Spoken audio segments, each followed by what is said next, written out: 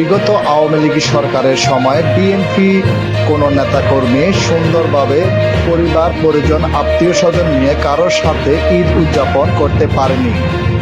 দীর্ঘ 18 বছর পর তারা পরিবার পরিজন আত্মীয় স্বজন বন্ধু বান্ধব এলাকাবাসীর সাথে ঈদুল ফিতরের ঈদ উদযাপন করেছেন। তাদের ঘটে যাওয়া 18 বছরের কষ্টগুলো তুলে ধরলেন আমাদের কাছে, তাদের অতীতে ঘটে যাওয়া কথাগুলো জানালেন। এই বছর ঈদুল ফিতরের ঈদ উদযাপন করেন পরিবার পরিজন আত্মীয় স্বজন ও এলাকাবাসীর সাথেই। আমি এই ওয়ার্ডের মানে জাতীয়তাবাদী কৃষক দলের আহ্বায়ক, ইউনিটের প্রধান মাসুদ, সদস্যবৃন্দ আছে মুসলিম, আরো অনেক নেতৃবৃন্দ আছে, সুমন, আবুল, সুমন, মিঠু ভাই, কালাম, সুলতান ভাই, আমিন ভাই, সব ওয়ার্ডের কৃষক দলের ধন্যবাদ আপনাকে।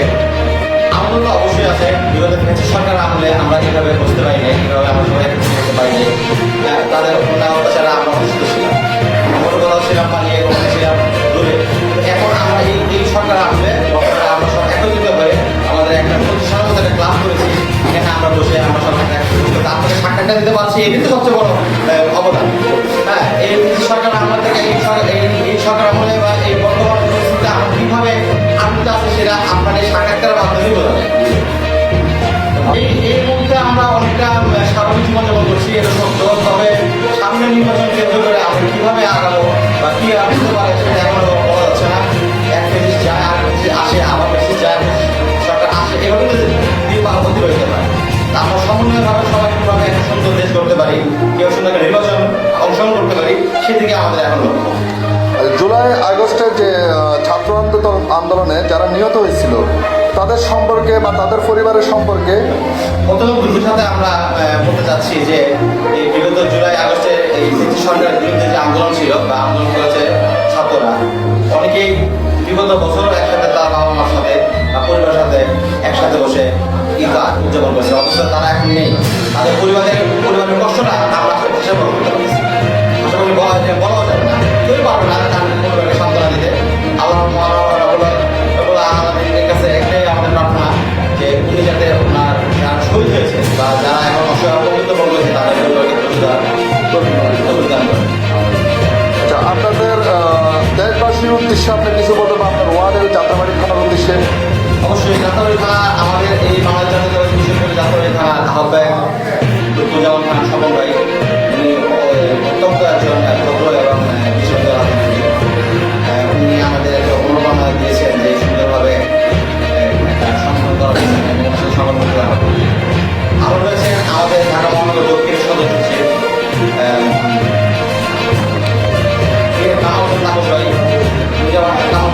উনি ওনার সাথে আসলে সাক্ষাৎকার না করা হলে আমরা বুঝতে পারবেন না যে কেমন লোক।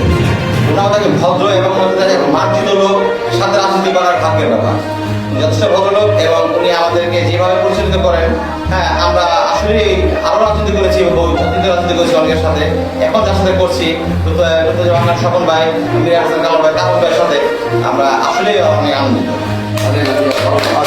অবশ্যই মনে রয়েছে বিগত সরকারের আমলে, আপনারা জানেন ব্রিটিশ সরকারের আমলে বেগম জিয়া কিভাবে নির্যাতিত হয়েছে, কারণ নির্যাতিত হয়েছে, হামলা শিকার হয়েছে, তার সাথে তার স্বাধীনতা কেড়ে নেওয়া হয়েছে।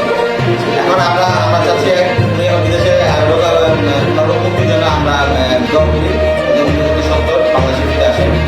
আর আপনার সত্য নাম দেব আমার আর শহীদ প্রেসিডেন্ট জিয়াউর রহমান, উনি তো আর বলা কিছু নাই, রাষ্ট্রের একজন মুকুট ছিল তিনি। হ্যাঁ, উনি আমাদের রাষ্ট্রের একজন মুকুট, যার স্বাধীনতা ঘোষক বলে আমরা সবাই জানি, স্বাধীনতা ঘোষক জিয়া বলে সবাই চিনে। বাংলা ঘরে ঘরে এরকম জিয়াউর রহমান জন্মগ্রহণ হবে বা আসবে, কিন্তু ওনার মতো তারা আসবে না। আমাদের যে তারুণের অহংকার জনাব তারেক রহমান, উনি বীরের পেশে মানুষ ফিরে আসবে, আমরা সেই প্রত্যাশা ব্যক্ত করছি।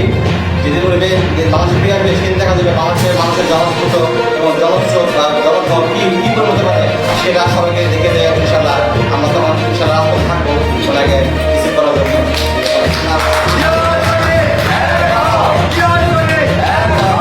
ওনার আগমন অপেক্ষা করে রয়েছি।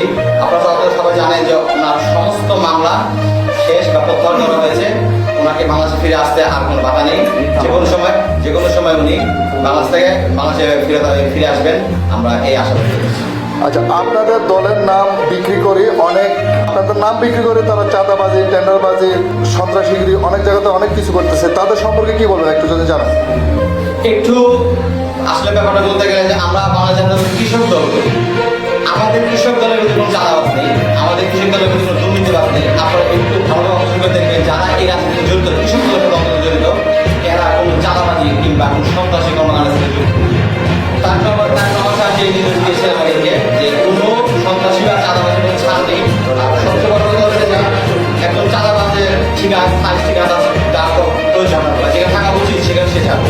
তার একটা আমার বিন্দু মতো ছাড় মনে করেছে চাঁদাবাজকে এই ধরনের কোনো প্রশ্রয় আমাদের দলের নেই। আর আপাতত আমাদের জানা মতে যে চাঁদাবাজ আমাদের এখন কোনো করে নাই, যদি আমরা পারি আমরা নির্ভেজাদের নির্মূল করবো।